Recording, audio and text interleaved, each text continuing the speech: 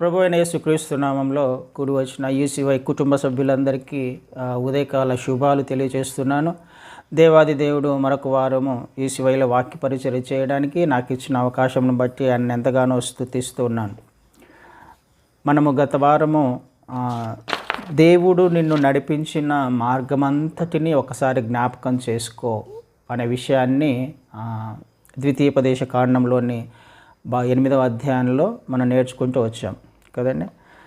గడిచిన దినాలలో, గడిచిన సంవత్సరాలలో దేవుడు మనల్ని నడిపించిన విధానాన్ని ఒకసారి జ్ఞాపకం చేసుకుంటే, మన ప్రయాణాన్ని ఒకసారి జ్ఞాపకం చేసుకుంటే, మన ఆత్మీయ ప్రయాణాన్ని జ్ఞాపకం చేసుకున్నప్పుడు ఆయన చేసిన మేలులు అనేకము మన జీవితాలలో కనిపిస్తూ ఉంటాయి కదండి.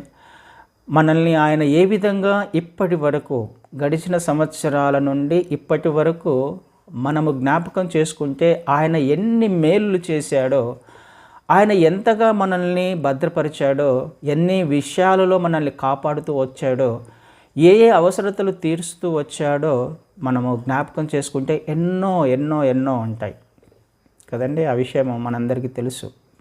ఆరోగ్య విషయంలో కానీ, ఆర్థికంగా, ఆత్మీయంగా మనము బలహీనపడినప్పుడు ఆయన బలపరిచిన విధానం కానీ, అనేకమైన మేలులు మన జీవితాలలో చేశాడు ఆయన. మన ఆత్మీయ ప్రయాణాన్ని ఒకసారి జ్ఞాపకం చేసుకో. గడిచిన దినాలలో ఆయన ఏ విధంగా నిన్ను నడిపించాడు. అదేవిధంగా మనము జ్ఞాపకం చేసుకున్నప్పుడు మన అవిధేయత కూడా మనకు అర్థం కావాలి. ఆయన ఎన్నో మేలులు మన జీవితాలలో చేసిన విషయాలు మనకు జ్ఞాపకం వస్తాయి. అదేవిధంగా మన అవిధేయత కూడా అనేకము ఉన్నాయి అన్న విషయం కూడా మనకు జ్ఞాపకం రావాలి. ఆయన నమ్మకత్వాన్ని బట్టి మనల్ని ఈ క్షణం దాకా సజీవ లెక్కలో ఉంచాడు. ఆయన ప్రేమను బట్టి ఈ క్షణం దాకా మనల్ని కాపాడుతూ వస్తున్నాడు. కానీ ఇదే విషయాన్ని మన పాయింట్ ఆఫ్ వ్యూలో ఆలోచించేస్తే అనేకము ఆయనకు వ్యతిరేకంగా చేసిన ఆలోచనలు కూడా ఉన్నాయి. అనేక విషయాలలో మనం అవిధేయత చూపించిన విషయాలు కూడా ఉన్నాయి. ఈ విషయాన్ని అందరము ఒప్పుకోవాల్సిందే. మనము చాలా విషయాల్లో తప్పిపోయిన వాళ్ళమే. పెద్ద కుమారుని జీవితాన్ని మనము చూసి నేర్చుకునే ప్రయత్నం చేశాం కదా. గడిచిన దినాలలో మనం ఎక్కడ అవిధేయత చూపించాము అనంటే, మన జీవితాలలో అననుకూల పరిస్థితులు ఎదురైనప్పుడు, మనం ఏమైనా సమస్యల గుండా వెళ్తున్నప్పుడు మన హృదయ స్థితి ఏంటో బయటపడుతుంది. మన అసలైన క్యారెక్టర్ ఏంటో బయటపడుతుంది అనే విషయాన్ని పెద్ద కుమారుని జీవితం ద్వారా నేర్చుకునే ప్రయత్నం చేశాం. ఇది గడిచిన దినాలలో లేకపోతే గడిచిన సంవత్సరాలలో మన ప్రయాణము ఎలా ఉంది అనే విషయాన్ని జ్ఞాపకం చేసుకున్నప్పుడు. అయితే ఈరోజు మన భవిష్యత్తు యొక్క ప్రయాణం గురించి నేర్చుకునే ప్రయత్నం చేద్దాం. మన గతంలో మనం ఏంటి అనే విషయం మనకు అర్థమైంది. ఏ ఏ విషయాలలో మనం తప్పిపోయామో మనకు అర్థమవుతుంది. ఏ ఏ విషయాలలో మనం ఆయనకు అవిధేయత చూపించామో మనకు అర్థమవుతుంది. ఏ ఏ విషయాలలో ఆయన మనకు మేలులు చేశాడో కూడా మనకు అర్థమవుతుంది. అయితే వీటన్నిటినీ జ్ఞాపకం చేసుకున్నప్పుడు ఈ సంవత్సరము ఒక స్థిరమైన నిర్ణయము, ఒక స్థిరమైన తీర్మానం తీసుకోవాల్సిన అవసరము మనకు ఖచ్చితంగా ఉంది. నిజమేనైనా గడిచిన దినాలలో, సంవత్సరాలలో మీరు నమ్మకంగా ఉన్నారు, కానీ నేను నమ్మకంగా లేను, మనం నమ్మకంగా లేము. అయితే ఈ సంవత్సరం మొదలుకొని ఈ నూతన సంవత్సరంలో మరొక సంవత్సరాన్ని మాకు ఇచ్చారు. ఈ నూతన సంవత్సరంలో నేను నీకు నమ్మకంగా జీవించడానికి ఇష్టపడుతున్నాను. నా జీవితము ట్రాన్స్ఫార్మ్ అవ్వాలి, రూపాంతర అనుభవంలోకి రావాలి. చేసిన తప్పులో నీకు సరి చేసుకుంటూ నీ కొరకు సాక్షిగా జీవించే భాగ్యాన్ని ప్రసాదించమని మనం ఖచ్చితంగా ఈ సంవత్సరము తీర్మానం తీసుకోవాల్సిన అవసరం ఖచ్చితంగా ఉంది. ఎందుకంటే సంవత్సరాలు గడిచిపోతున్నా మన ఆత్మీయ స్థితి ఒకవేళ అలాగే ఉంటే ఆయన రాకడ అతి సమీపంలో ఉంది అని నేర్చుకుంటూ వస్తున్నాం. ఆయన వచ్చినప్పుడు ఎత్తబడే గుంపులో మనం చేర్చబడతామా లేదా అనే విషయాన్ని ఎవరంతకు వారము ప్రశ్నించుకోవాల్సిన అవసరము ఖచ్చితంగా ఉంది. కాబట్టి ఈ సంవత్సరమైనా, కనీసం ఈ సంవత్సరం నుంచైనా మన జీవితాలలో ఒక్కొక్కటిగా మార్చుకుంటూ రూపాంతరము చెందితే తప్ప ఆయన రాకడకు మనము సిద్ధపడలేం. అదే విషయాన్ని ఆయన ఇక్కడ మనం చదవబడిన వాక్య భాగంలో రాయిస్తూ ఉన్నాడు. ఏ విధంగా ఉండాలి మన భవిష్యత్తు, లేకపోతే ఐగుప్తు జీవితంలో, ఐగుప్తులో ఇజ్రాయేలీల జీవితం ఎలా ఉందో మనందరికీ తెలుసు. గతము ఐగుప్తు జీవితం అయితే మన భవిష్యత్తు కనాను ప్రయాణము కదండి. ఐగుప్తీయులది కూడా గతంలో వారు చేసిన తప్పులను బట్టి, వారి అవిధేయతను బట్టి 400 సంవత్సరాలు వారు బానిసత్వంలోకి వెళ్ళిపోయారు. దేనిని బట్టి? వారి యొక్క అవిధేయతను బట్టి, దేవునికి వ్యతిరేకంగా జీవించిన జీవితాన్ని బట్టి, దేవుని మాటను నిర్లక్ష్యం చేసిన విధానాన్ని బట్టి కదండి. గతంలో వాళ్ళు చేసిన తప్పులను బట్టి ఐగుప్తులో 400 సంవత్సరాలు బానిసత్వంలో ఉన్నారు. అంటే వారి గతము బానిసత్వము, వారి గతము అవిధేయత, వారి గతము ఓటమి కదండి. వారి గతాన్ని తీసుకున్నప్పుడు ఎలాంటి పరిస్థితులు వారి జీవితాలలో ఉన్నాయో మనకు అర్థమవ్వాలి.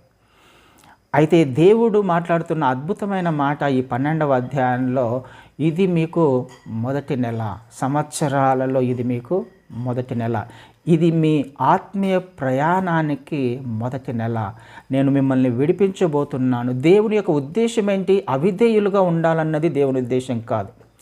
ఓడిపోయిన స్థితిలో మనం ఉండాలన్నది దేవుని యొక్క ఉద్దేశం కాదు.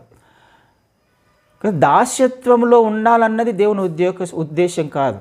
సమస్యలలో ఇరుక్కుపోయి ఉండాలి, బాధపడాలి కదా, కష్టాలలో నష్టాలలో విరిగిపోయి నలిగిపోయిన జీవితాలు జీవించాలి అన్నది దేవుని ఉద్దేశం కాదు. అయితే ఈ జీవితాన్ని ఎవరు తెచ్చుకున్నారు? వారంతకు వారుగా దేవునికి వ్యతిరేకంగా జీవించడం వలన వాళ్ళే తెచ్చుకున్నారు. ఇజ్రాయేలీయులే తెచ్చుకున్నారు ఆ గత జీవితాన్ని. గతంలో చేసిన తప్పులను బట్టి వారు ఇలాంటి స్థితిలోకి వెళ్ళిపోయారు. కానీ దేవుడు అంటున్నాడు, కానీ మీ భవిష్యత్తు కనాను ప్రయాణము కదండి. గతము ఐగుప్తు జీవితం అయితే భవిష్యత్తు కనాను ప్రయాణము. ఈ కనాను ప్రయాణంలో ఏం జరగబోతుంది? విధేయత చూపించినట్లయితే, అవిధేయత వలన బానిసత్వంలోకి వెళ్ళారు, కానీ మీరు విధేయత చూపించినట్లయితే మీ ప్రయాణము విజయాన్ని ఇచ్చే విధంగా నేను తీసుకుని వెళ్తాను. ఓటమి కాదు, ఓటమిలో కాదు మీరు బ్రతకాల్సింది, సమస్యల్లో కాదు మీరు బ్రతకాల్సింది, బంధకాలలో కాదు మీరు బ్రతకాల్సింది కదా. దేవుడు ఎంతో ఆశపడుతున్నాడు ఐగుప్తు దేశంలో నుంచి, అంటే ఈ లోకంలో నుంచి తన ప్రజలను విడిపించాలి అని. విడిపించి అద్భుతమైన వాగ్దానం చేసిన కనానులోకి నడిపించాలి. పాలు తేనెలు ప్రవహించు దేశము, సమృద్ధి గల దేశంలోకి, ఆశీర్వాదాలలోకి దేవుడు తన బిడ్డలను నడిపించాలని ఇష్టపడుతున్నాడు ఈ సంవత్సరము.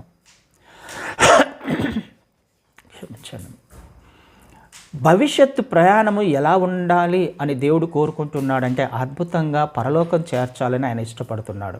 కనాను ప్రయాణం అది కదండి. ఆయన మనము విజయ వీరులుగా ఉండాలి. అయితే ఎలా సాధ్యమవుతుంది ఇది? విధేయత చూపించడం వలన. విధేయత చూపించినప్పుడు ఆయన మనల్ని ఏ బంధకాలలో అయితే ఉన్నామో, ఏ సమస్యల్లో అయితే ఉన్నామో, ఏ కష్టాల గుండా అయితే మనం వెళ్తున్నామో వాటన్నిటి నుంచి విడిపించి అద్భుతంగా ఆశీర్వాదాలలోకి నడిపించడానికి ఆయన ఇష్టపడుతూ ఉన్నాడు. మన భవిష్యత్తు అద్భుతమైనదండి. మన భవిష్యత్తు ప్రయాణాన్ని దేవుడు ఏనాడో నిర్ణయించి పెట్టాడు అద్భుతమైన ఆశీర్వాదాలు ఇవ్వడానికి, అద్భుతంగా మనల్ని నడిపించడానికి. అయితే ఒక్కటే మన జ్ఞాపకం చేసుకోవాల్సింది, విధేయత వలన మాత్రమే ఇది సాధ్యమవుతుంది. కానీ విధేయత చూపించకపోతే ఖచ్చితంగా మన భవిష్యత్తు కనాను ప్రయాణాన్ని చేరుకోలేం, కనానులోకి చేరుకునే అవకాశం లేదు కదండి. అదే ఇందాక చదవబడిన వాక్య భాగంలో ఆయన మాట్లాడుతూ, మీరు దానిని తినవలసిన విధమేదనగా అని రాయబడింది. మీరు దానిని తినవలసిన విధమేదనగా, దానిని అని అంటే పశువు అనే విషయం మనకు తెలుసు. దాని గురించి దేవుని చిత్తమైతే వచ్చేవారిని నేర్చుకునే ప్రయత్నం చేద్దాం. పస్కా పశువు అంటే ఏంటి, దాని పట్ల దేవుని ప్రణాళిక ఏంటి, ఎందుకు దానిని అంటే దేంతో కంపేర్ చేసే ప్రయత్నం చేశాడు, ఈ విషయాలన్నీ వచ్చేవారు నేర్చుకునే ప్రయత్నం చేద్దాం. అయితే దానిని తినవలసిన విధమేదనగా అంటే ఏమని రాయబడింది? విధమేదనగా అంటే ఆయన ఒక పద్ధతిని ఆయన నిర్ణయించినట్టుగా మనకు అర్థమవుతుంది కదా. ఆ పస్కా పశువును తినడానికి కూడా ఆయన ఒక పద్ధతిని, ఒక క్రమాన్ని అక్కడ చూపిస్తూ ఉన్నాడు. ఈ విషయం మనకు ఖచ్చితంగా అర్థం కావాలి. ప్రతి విషయంలో కూడా తన బిడ్డల పక్షముగా లేకపోతే తన బిడ్డల కొరకు ఆయన ఒక క్రమాన్ని ఏర్పాటు చేశాడు, ఒక విధానాన్ని ఏర్పాటు చేశాడు, ఒక పద్ధతిని ఏర్పాటు చేశాడు. ఈ పద్ధతిలో వెళ్తేనే ఆశీర్వాదం ఉంటుంది.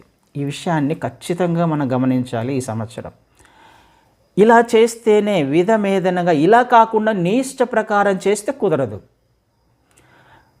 చూసారా, తినవలసిన విధానాన్ని కూడా ఆయన తన ప్రజలకు తెలియచెప్పే ప్రయత్నం చేస్తున్నాడు.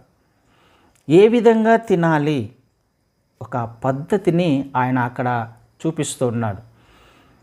తన బిడ్డల జీవితంలో ఆయన ఆశీర్వాదాలు ఇవ్వాలని ఇష్టపడుతున్నాడు. అయితే ఆ ఆశీర్వాదాలు ఎలా వస్తాయి, ఆశీర్వాదాలు పొందుకునే విధానం ఏదనగా అని అర్థం అక్కడ కదా. ఆయన మనల్ని నడిపించాలని అంటే మనము చేయవలసిన విషయాలు ఏంటి అనే విషయాన్ని మనం గమనించాలి.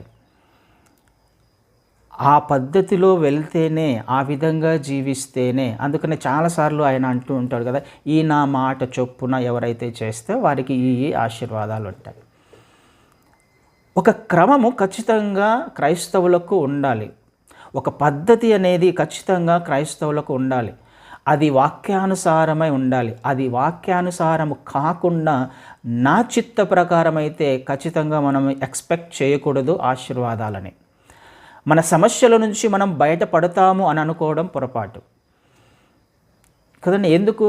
నా ఆలోచన పనిచేస్తుంది, నా జ్ఞానము పనిచేస్తుంది, నా పద్ధతి పనిచేస్తుంది అక్కడ, నా విధానం పనిచేస్తుంది అక్కడ. నా విధానము రేపటి గురించి ఆలోచించడము చాలా కష్టం. ఎందుకు? రేపు ఏం జరుగుతుందో నాకు తెలియదు, కానీ నా దేవునికి తెలుసు అనే విషయం మనకు అర్థం కావాలి. రేపు ఏం జరుగుతుందో ఆయనకు తెలుసు. మన సమస్యల నుంచి ఏ విధంగా ఆయన బయటికి తీసుకురావాలో ఆయనకు తెలుసు. అయితే బయటికి రావాలి అని అంటే ఆయన ఒక పద్ధతిని చెబుతూ ఉన్నాడు, విధానాన్ని చెబుతున్నాడు. సపోజ్ మనకు 6:33 మత్తయి సువార్తలో ఏమని ఉంటుంది? ఆయన రాజ్యమును ఆయన నీతిని మొదటగా వెతికితే, కండిషన్ వెతికితే అవన్నీ మీకు అనుగ్రహించబడతాయి. అక్కడ చేయాల్సిన పని ఏంటి? రాజ్యమును నీతిని వెతికినప్పుడు మిగతావన్నీ నీకు అనుగ్రహిస్తాను అని అంటున్నాడు. కానీ ఇక్కడ కూడా అదే రాయబడుతుంది. మీరు చేయవలసిన విధం ఏదనగా ఈ విధానంలో చేస్తే మీరు ఏం చేస్తారు, మీకు ఏం జరుగుతుంది అనే విషయాన్ని ఆయన తర్వాత వచనాలలో రాపించాడు. ఇది ఖచ్చితంగా మనకు అర్థం కావాలి. క్రైస్తవులకు ఒక డిసిప్లిన్ ఉంది, ఆత్మీయమైన క్రమం ఒకటి ఖచ్చితంగా దేవుడు వాక్యంలో రాయించాడు. ఏ పరిస్థితి నుంచి అయినా, ఏ సమస్య నుంచి అయినా, ఏ కష్టము నుంచి అయినా, ఏ ఆర్థిక ఇబ్బంది నుంచి అయినా, ఏ ఆత్మీయ బలహీనత నుంచి అయినా నువ్వు బయటపడాలి అని అంటే ఒక విధానం ఉంది, ఒక పద్ధతి ఉంది. దాని ప్రకారము చేసే ప్రయత్నం చేస్తే ఆయన ఖచ్చితంగా నిన్ను అక్కడి నుంచి విడిపించి, ఆ బంధకాలలో నుంచి విడిపించి, ఆ సమస్యల్లో నుంచి విడిపించి నిన్ను కనానుకు తీసుకువెళ్ళడానికి ఆయన ఇష్టపడుతున్నాడు కదండి. ఈ విధంగా మీరు తిన్నట్లయితే, ఈ విధంగా మీరు చేసినట్లయితే ఈ ఐగుప్తులో నుంచి మిమ్మల్ని నేను తీసుకువెళ్తాను. ఇది మనకు అర్థం కావాలండి. ఆ విధానం ఏంటో ఖచ్చితంగా మనకు అర్థం కావాలి. అయితే ఇక్కడ రాయబడిన మాట ఏంటి? ఏం చేయాలంట? మీ నడుము కట్టుకొని, మీ చెప్పులు తొడుగుకొని, మీ కర్రలు చేత పట్టుకొని త్వరపడుచు దాన్ని తినవలెను. అది యెహోవాకు పస్కా బలి. ఏం చేయాలంట? నడుము కట్టుకోవాలంట, చెప్పులు తొడుక్కోవాలి, మీ కర్రలు చేత పట్టుకొని భోంచేయాలి. నడుము కట్టుకొని, చెప్పులు తొడుక్కొని, కర్ర పట్టుకొని భోంచేయాలి. సహజంగా మనము దూర ప్రయాణాలు చేస్తున్నప్పుడు బస్సులలో కానీ ఎక్కడైనా బస్సులో దూర ప్రయాణం చేస్తున్నప్పుడు టిఫిన్కో లేకపోతే భోజనానికో బస్సు డ్రైవర్ ఆపుతాడు కదండి. బస్ డ్రైవర్ ఆపి భోంచేసి రండి అమ్మ, ఒక 5 నిమిషాలు 10 నిమిషాలు ఆపుతామంటాడు. అక్కడ పోయినప్పుడు మనం ఎలా తినే ప్రయత్నం చేస్తాం కదండి. చికెన్ బిర్యానీలు ఆర్డర్ చేసి ఒక అరగంట టైం ఉందిలే అంటే ఆరాముగా కూర్చొని తింటామా? హడావిడిగా గాబరాగా కదండి. ఎందుకు? దేవుడు కూడా ఇదే మాట రాయిస్తున్నాడు అక్కడ.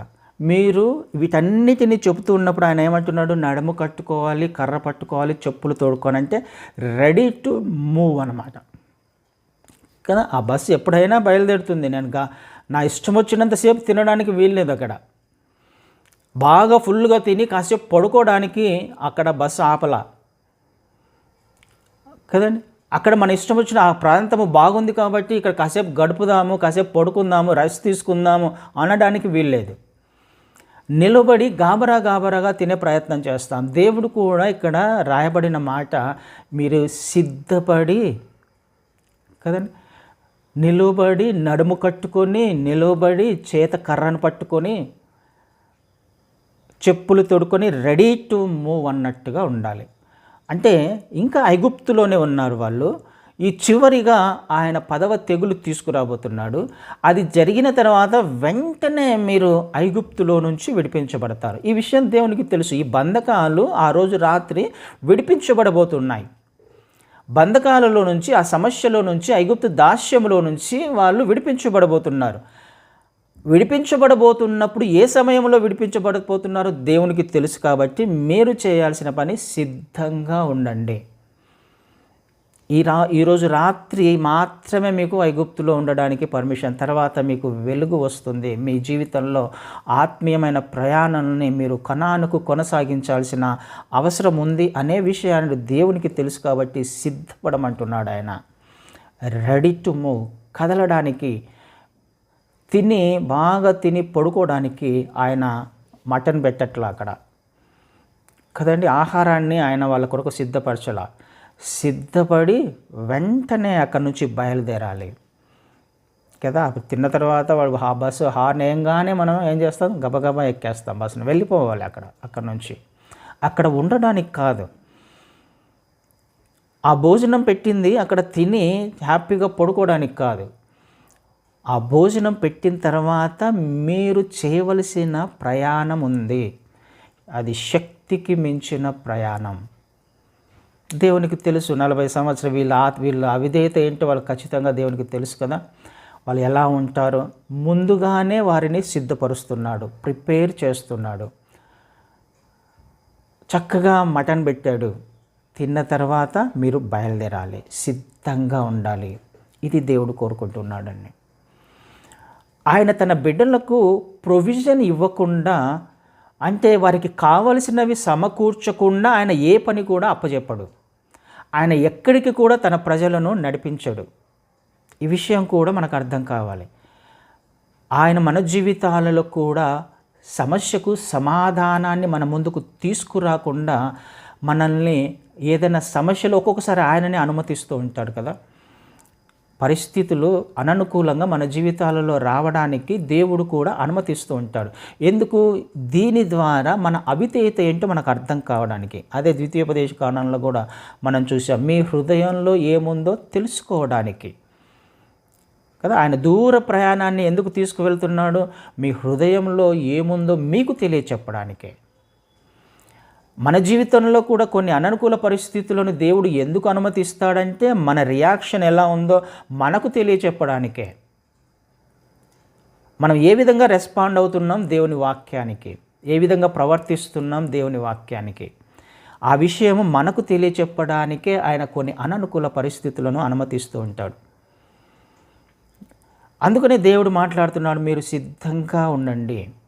ఈ విషయాలలో ఒకవేళ మీరు నేను చెప్పినట్టుగా సిద్ధంగా ఉండకపోతే మీరు ఐగుప్తులోనే ఉండిపోవాల్సి వస్తుంది. తిరిగి మీరు కనానుకు వెళ్ళే అవకాశం లేదు. విధానాన్ని ఖచ్చితంగా ఆయన చూస్తున్నాడు. మీరు ఈ విధంగా తింటే మిమ్మల్ని ఈరోజు రాత్రి నేను బయటికి తీసుకువెళ్ళబోతున్నాను. ఆలోచన చేసే ప్రయత్నం చేద్దాం. ఆయన మనకు ప్రొవిజన్ ఇవ్వకుండా, ఆయనకు మన ముందర ఆయన సమాధానము పెట్టకుండా సమస్యను తీసుకురాడు. ప్రతి సమస్యకు కూడా మన జీవితంలో మనం వెళ్తున్న ప్రతి సమస్యకు, ప్రతి కష్టానికి, ప్రతి బాధకు ఖచ్చితంగా సొల్యూషన్ ఉంది, సమాధానం ఉంది. అయితే ఆ సమాధానాన్ని పొందుకోవాలి అని అంటే నేను చేయాల్సింది ఆ పద్ధతిని ఆచరించాలి, అనుసరించాలి. వాళ్ళు ఆ విధంగా తిన్నారు. దాని తర్వాత జరిగిన విషయం ఏంటో మనకు తెలుసు. అక్కడి నుంచి వారు విడిపించబడుతున్నారు. ఆయన ఆహారాన్ని సిద్ధపరిచి, శక్తికి మించిన ప్రయాణం ఉంది కాబట్టి మీరు బలము పొందుకోవడానికి. ఎందుకు వాళ్ళకి ఆహారాన్ని పెడుతున్నాడు? శక్తికి మించిన ప్రయాణం ఉంది. ఈ విషయాన్ని మనం ఒకసారి మొదటి రాజుల్లో ఒకసారి చూద్దాం. మొదటి రాజులు 19వ అధ్యాయంలో ఈ విషయం మనకు తెలుసు. ఏలియా గారి గురించి మనకు తెలుసు కదండి. అక్కడ 450 మంది బయలు ప్రవక్తలను ఒక ఛాలెంజ్ ఉంటుంది అక్కడ కదా. ఆ విషయం 18వ అధ్యాయంలో మనం చూస్తాం. వాళ్ళందరినీ సంహరించిన తర్వాత ఇజబేలు ఏలియా గారిని చంపడానికి ప్రయత్నం చేస్తుంది. ఆ విషయం భయపడి నన్ను చంపేస్తుందేమో అని భయపడి పారిపోతాడు ఏలియా గారు. పారిపోయినప్పుడు 5వ వచనాన్ని చదువుతాను. అతడు అంటే ఏలియా గారు, అతడు బదరీ వృక్షం కింద పరుండి నిద్రించుచుండగా ఒక దేవదూత వచ్చి అతన్ని ముట్టి, నీవు లేచి భోజనము చేయమని చెప్పెను. అతడు చూచినంతలో అతని తల దగ్గర నిప్పుల మీద కాల్చబడిన అప్పము నీళ్ల బుడ్డియు కనబడను కనుక అతడు భోజనము చేసి తిరిగి పరుండెను. అయితే యెహోవా దూత 2వ మారు వచ్చి అతనిని ముట్టి, నీ శక్తికి మించిన ప్రయాణము నీకు సిద్ధమై ఉన్నది, నీవు లేచి భోజనం చేయమని చెప్పినప్పుడు అతడు లేచి భోజనం చేసి ఆ భోజనపు బలము చేత 40 రాత్రింబగలు ప్రయాణము చేసి దేవుని పర్వతమని పేరు పెట్టబడిన హోరేబుకు వచ్చి. ఏలియా గారు చక్కగా బదిరి వృక్షం కింద పడుకొని ఉంటే దేవదూత వచ్చి తట్టి లేపుతోంది. లేపి భోజనం పెడుతుంది. భోజనం చేసి, నీ ప్రయాణం ఉంది, నువ్వు లే అని చెప్పేసి భోజనం పెడితే చక్కగా తిని మళ్ళీ ఏలియా గారు పడుకున్నారు. మళ్ళీ 2వ మారు వచ్చేసి మళ్ళీ తను లేపి మళ్ళీ రెండవసారి భోజనం పెట్టి, నీ శక్తికి మించిన ప్రయాణం ఉంది, నువ్వు పడుకోవడానికి కాదు ఇక్కడికి వచ్చింది, దేవుని చిత్తం నెరవేర్చబడడానికి నీకు భోజనం పెట్టింది. నీ కడుపు నిండా తిని నువ్వు సంతోషించడానికి కాదు, నువ్వు సుఖించడానికి కాదు, నువ్వు ఆనందించడానికి కాదు, నువ్వు నిద్రపోవడానికి కాదు. నీ శక్తికి మించిన ప్రయాణం ఉంది కదా. అదే మాట మాట్లాడతాను. నీ శక్తికి మించిన ప్రయాణం నీకు సిద్ధమై ఉన్నది, నీవు లేచి భోజనం చేయమని మళ్ళీ 2వసారి చెబితే తిన్న తర్వాత 40 రోజుల్లో ప్రయాణం చేశాడు. దేనిని బట్టి? తను తినిన ఆ సిద్ధపరిచిన ఆహారాన్ని బట్టి కదండి. సిద్ధపరచకుండా దేవుడు ఏది కూడా తన బిడ్డలకు ఒక పనిని అప్పచెప్పడు. మనం ఏ పని చేసినా మనకు అది కనిపించకపోవచ్చు. ఇప్పుడు అది విశ్వాసము వలన మనం దానిని సాధించుకోవాలి. ప్రతి సమస్యకు రేపటి దినంలో లేకపోతే మన నెక్స్ట్ మూమెంట్లో మన దగ్గర సమాధానం ఉంటుంది. అయితే ఆ నెక్స్ట్ మూమెంట్లోకి వెళ్ళాలి అని అంటే నేను సిద్ధపడి ఆ నెక్స్ట్ మూమెంట్లోకి వెళ్ళాలి కదా. ఆ నెక్స్ట్ గంటలోకి నేను వెళ్ళాలి, ప్రయాణం చేయాలి. లేకపోతే రేపటిలోకి నేను ప్రయాణం చేయాలి. రేపు అనేది నా జీవితంలో ఒక సమాధానాన్ని తీసుకొని వస్తుంది. ఆ రేపటిలోకి వెళ్ళాలి అంటే నాకు ఒక విశ్వాసం ఉండాలి. దేవుడు నా జీవితంలో అనుమతించిన ఈ పరిస్థితిని నేను విశ్వాసముతో అంగీకరించి ఆయన వాక్యానుసారంగా సిద్ధపడి ఆ విధానాన్ని అనుసరిస్తూ ముందుకు వెళ్ళినప్పుడు నాకు రేపు అనేది నా జీవితంలో వస్తుంది. దానికి సమాధానం నాకు రేపు దొరుకుతుంది. ఈ విషయాన్ని మనం ఆలోచించాలి. రేపటి గురించి మనము వాక్యానుసారంగా రేపటిలోకి ప్రవేశించకుండా మన చిత్త ప్రకారము ప్రవేశిస్తే రేపటి దినంలో మన కొరకు దాచబడిన సమాధానాన్ని మనం ఎట్టి పరిస్థితుల్లో పొందుకోలేము కదా. ఏలియా గారికి అదే మాట్లాడుతున్నాడు. ఆహారాన్ని పెట్టాడు. ఆహారాన్ని పెట్టి ఏం చేశాడు? ఆ ఆహారం వలన 40 దినాలు ప్రయాణం చేశాడు. ఎలా వచ్చింది ఆ శక్తి, ఆ బలం? దేవుడు ప్రొవిజన్ ఇచ్చాడు, తనకి శక్తిని ఇచ్చాడు, సిద్ధపరిచాడు ప్రయాణాన్ని. నీ కొరకు కూడా ప్రతి వ్యక్తికి కూడా దేవుడు ఒక ప్రయాణాన్ని సిద్ధపరిచాడు. ప్రతి వ్యక్తికి, తన బిడ్డకి, ప్రతి ఆత్మీయునికి, ప్రతి విశ్వాసికి ఒక ప్రయాణం ఉంది. శక్తికి మించిన ప్రయాణం ఉంది. ఇది నాకు అర్థం కావాలి. నా జీవితంలో దేవుడు అనేకమైన పనులను నా ముందు ఉంచాడు కదా. అదే అంటాడు కదా ఆయన, మన కొరకు సత్క్రియలు దాచిపెట్టబడ్డాయి. కొన్ని క్రియలు ఉన్నాయి. ఈ క్రియలు చేయాలి అని అంటే నాకు కావాల్సింది ఆయన అనుమతించిన విధానం ఏదైతే ఉందో అందులో వెళ్ళే ప్రయత్నం చేస్తే నాకు ఆ క్రియలు ఏంటో నాకు అర్థమవుతాయి. ఆ క్రియలు చేయడానికే దేవుడు నన్ను ఏర్పాటు చేసుకున్నాడు, నిన్ను ఏర్పాటు చేసుకున్నాడు, మనల్ని ఏర్పాటు చేసుకున్నాడు, ఏలియా గారిని ఏర్పాటు చేసుకున్నాడు, ఇజ్రాయేలీయులను ఏర్పాటు చేసుకున్నాడు.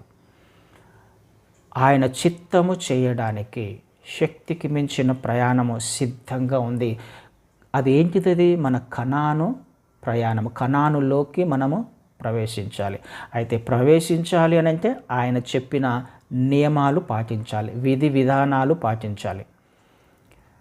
ఈ విషయాన్ని మనం ఆలోచన చేసే ప్రయత్నం చేద్దాం. దేవుని ఉద్దేశం ఏంటో నా జీవితంలో, నీ జీవితంలో. మనది కనాను ప్రయాణము. భవిష్యత్తు దాస్యము గతములో మన దాస్యము కాదు ఆయన కోరుకునేది. అది ఆయన చిత్తం కాదు. దాస్యంలో ఉండడం అనేది ఆయన చిత్తం కాదు. ఓటమిలో ఉండడం అనేది ఆయన చిత్తం కాదు. కాంప్రమైజ్ అవుతూ జీవించడము, ఈ లోక అధికారం కింద ఉండడం అనేది ఆయన చిత్తం కాదు. ఆయన అధికారంలోకి రావాలి, విధేయత చూపిస్తూ ఆయన నిర్ణయించిన విధానంలో వెళ్తూ ఉన్నప్పుడు కనానుకును స్వతంత్రించుకోవడము అన్నది ఆయన యొక్క ఉన్నతమైన ప్రణాళిక. ఇంకొక మాట చదువుకొని ముగించుకునే ప్రయత్నం చేద్దాం. యోహాను సువార్త 21వ అధ్యాయము. ఆయన తిరిగి లేచిన తర్వాత, క్రీస్తు వారు తిరిగి లేచిన తర్వాత మీరు గలిలయకు వెళ్ళమంటే అందరు శిష్యులందరూ అక్కడికి వస్తారు కదా. వచ్చి వాళ్ళందరూ ఎక్కడికి వెళ్ళే ప్రయత్నం చేస్తున్నారు? మళ్ళీ తిరిగి పాత జీవితానికి వెళ్ళే ప్రయత్నం చేస్తున్నారు. 21వ అధ్యాయంలో ఏం చేస్తున్నారు? చేపలు పట్టడానికి నేను వెళ్తానని పేతురు గారు అంటే అందరు మేము కూడా వస్తామని చేపలు పట్టడానికి వెళ్ళిపోతారు. క్రీస్తు వారు వస్తారు అక్కడికి. క్రీస్తు వారు వచ్చి 15వ వచనంలో ఈ విషయం మనకు తెలుసు కదండి. చాలా చేపలు పడతాయి. తర్వాత 15వ వచనంలో క్రీస్తు వారు మాట్లాడుతున్నారు. వారు భోజనము చేసిన తర్వాత 13-14లో యేసుక్రీస్తు వారు భోజనాన్ని సిద్ధపరుస్తారు క్రీస్తు వారు శిష్యులకు భోజనాన్ని సిద్ధపరుస్తాడు అక్కడ. వారు భోజనం చేసిన తర్వాత యేసు సీమోను పేతురును చూసి, యోహాను కుమారుడైన సీమోను, వీరికంటే నీవు నన్ను ఎక్కువగా ప్రేమించుచున్నావా అని అడుగగా అతడు, అవును ప్రభువా, నేను నిన్ను ప్రేమించుచున్నానని నీవే ఎరుగుదువని ఆయనతో చెప్పాను. ఈ సందర్భం మనకు తెలుసు కదా, చదివితే సమయం లేదు కాబట్టి ఆ విషయాన్ని చెప్తాను. అయితే అక్కడ రాయబడిన మాట వారు భోజనము చేసిన తరువాత, భోజనాన్ని సిద్ధపరిచిన తర్వాత వాళ్ళతో మాట్లాడుతున్నాడు. అంతవరకు ఏం మాట్లాడాల కదండి. పాత జీవితంలోకి వెళ్ళిపోవాలన్నది దేవుని ఉద్దేశం కాదు. తిరిగి చేపలు పట్టాలి, తిరిగి పాత జీవితంలోకి వెళ్ళాలి, మళ్ళీ లోకంలో ఉన్న బిజినెస్ చేయాలి, మళ్ళీ లోకం వైపు వెళ్ళాలి, లోకంలో ఉన్న ఆశలను సంపాదించుకోవాలన్నది దేవుని ఉద్దేశం కాదు. తిరిగి ఐగుప్తుకు వెళ్ళాలన్నది దేవుని ఉద్దేశం కాదు. ఏం చేయడానికి ఆయన ఇష్టపడుతున్నాడు? ఒక పనిని అప్పచెప్పాడు పేతురు గారికి మాత్రమే కాదు, నీ కొరకు నా కొరకు కూడా దేవుడు ఒక పనిని సిద్ధపరిచి పెట్టాడు. అయితే సిద్ధపరచడానికంటే ముందుగా ఆయన భోజనం పెడుతున్నాడు అంటే ఆయన ప్రొవిజన్ ఇస్తున్నాడు అని అర్థం. అంటే మనకు కావలసినవన్నీ కూడా సమకూరుస్తున్నాడు అని అర్థం. సమకూర్చిన తర్వాతనే ఆయన పని చెప్తున్నాడు. భోజనం చేసిన తర్వాత, పేతురు నువ్వు నన్ను ప్రేమిస్తున్నావా? అవునయ్యా ప్రేమిస్తున్నాను, అయితే నా గొర్రెలను కాయి. మళ్ళీ అడుగుతున్నాడు, ప్రేమిస్తున్నావా? నిజమే అయ్యా నేను ప్రేమిస్తున్నాను, అయితే నా గొర్రెపిల్లలను కాయి, మేపు. ఏమ పని అప్పచెప్తున్నాడు? ఒక అద్భుతమైన పరిచర్య ఉంది పేతురు గారి కొరకు. ఎప్పుడు అప్పచెప్పాడు ఈ పరిచర్యని? భోజనం చేసిన తర్వాత, ప్రొవిజన్ ఇచ్చిన తర్వాత, కావలసినవి సిద్ధపరిచిన తర్వాత, తన శక్తిని పొందుకోవడానికి కావలసిన సిద్ధపాటును ఆయన ఇచ్చిన తర్వాతనే పని అప్పచెప్తున్నాడు. ఈ విషయం నీకు నాకు మనకు అర్థం కావాలి. ఎట్టి పరిస్థితుల్లో కూడా మన ఆత్మీయ ప్రయాణాన్ని మనము మధ్యలో మన ఆలోచనల చేత ఆపివేయడానికి వీల్లేదండి. నా పరిస్థితి ఇలా ఉంది, నా పరిస్థితి అననుకూలంగా ఉంది, నా జీవితం బాగలేదు కదా, నేను ఆర్థికంగా చితికిపోయాను, లేకపోతే ఇంకొకటి అనేకమైన సాకులు చెప్పుకునే ప్రయత్నం చేస్తూ ఉంటాం మన ఆత్మీయ ప్రయాణాన్ని కొనసాగించకుండా కదా. ఈ విధంగా ఉంది కాబట్టి నేను ఈ విధంగా చేశాను కాదు, ఆ విధంగా లేదు. యాక్చువల్గా దేవుడు నీ కొరకు వేరే విధాన్ని సిద్ధపరిచాడు. ఆ విధంగా ఉండేది నువ్వు చేసుకున్నావు. ఈ విషయాన్ని మనం ఆలోచన చేసే ప్రయత్నం చేద్దాం. ఈ సంవత్సరము మన జీవితంలో శక్తికి మించిన ప్రయాణం ఉంది. అది కనాను ప్రయాణం. అది ఇంకా ముగించబడాల. ఎప్పుడు ముగిస్తుంది? ఆయన రాకడలో అయినా సంభవించాలి, లేకపోతే మనమైనా ఈ లోకాన్ని విడిచిపెట్టి వెళ్ళిపోవాలి. అప్పుడు మాత్రమే మన ప్రయాణము ముగించబడుతుంది. ఆ కనాను ప్రయాణాన్ని ఇంకా మనము కొనసాగిస్తూనే ఉన్నాం, ఇంకా ప్రయాణం చేస్తూనే ఉన్నాం. అయితే కనాను చేరుకున్నామా లేదా, కనాను వైపుగా నా ప్రయాణం ఉందా లేదా అన్నది నీ మీద నా మీద ఆధారపడి ఉంది. ఆయన చెప్పిన విధానంలో నేను వెళ్తూ ఉన్నట్లయితే కనాను దిశగా నా ప్రయాణం ఉందని అర్థం. ఆయన చెప్పిన విధానాన్ని అనుసరించక నా చిత్తాన్ని చేస్తూ ఉన్నట్లయితే నా జీవితం కనాను వైపు వెళ్ళట్లేదు, కానీ ఐగుప్తులోనే ఉండిపోయింది, ఇంకా ఈ లోకంలోనే ఉండిపోయింది. అయితే దేవుడు నీ కొరకు అద్భుతమైన, నీ ముందర అద్భుతమైన ఒక మార్గాన్ని, శక్తికి మించిన ప్రయాణాన్ని, అయితే నీకు శక్తికి మించినదేమో కానీ దేవునికి కాదు. దేవుడు నీతో ఉన్నప్పుడు అది 40 సంవత్సరాల ప్రయాణమైన కానీ ఆయన సన్నిధిని తోడుగా ఉంచి అద్భుతంగా ఎవరెవరిని కనానుకు చేర్చాడో మనకు తెలుసు. మనకు శక్తికి మించినదే కనానుకు చేరుకోవడం, మన సమస్యలో నుంచి బయటికి రావడం మనకు శక్తికి మించినదే. కానీ దేవాది దేవుడు నీకు తోడుగా ఉన్నప్పుడు, నాకు తోడుగా ఉన్నప్పుడు ఆ సమస్యల్లో నుంచి, ఆ దాస్యంలో నుంచి, ఆ పరిస్థితులలోంచి బయటికి రావడము సమస్య కానే కాదు కదండి. అయితే మనం చేయాల్సింది, అనుసరించవలసిన విధానాలు ఉన్నాయి. దానిని చేస్తూ వెళ్తున్నప్పుడు మనము కనానుకు చేరుకునే అవకాశము ఖచ్చితంగా ఉంది. ఆలోచన చేద్దాం. ఈ సంవత్సరము నీ ముందర ఒక ప్రయాణాన్ని దేవుడు సిద్ధపరిచాడు, కనాను ప్రయాణాన్ని సిద్ధపరిచాడు. అయితే ఆ ప్రయాణంలో నువ్వు వెళ్తున్నావా లేదా అనేది నిన్ను నీవు ఆలోచించుకునే ప్రయత్నం చేయి.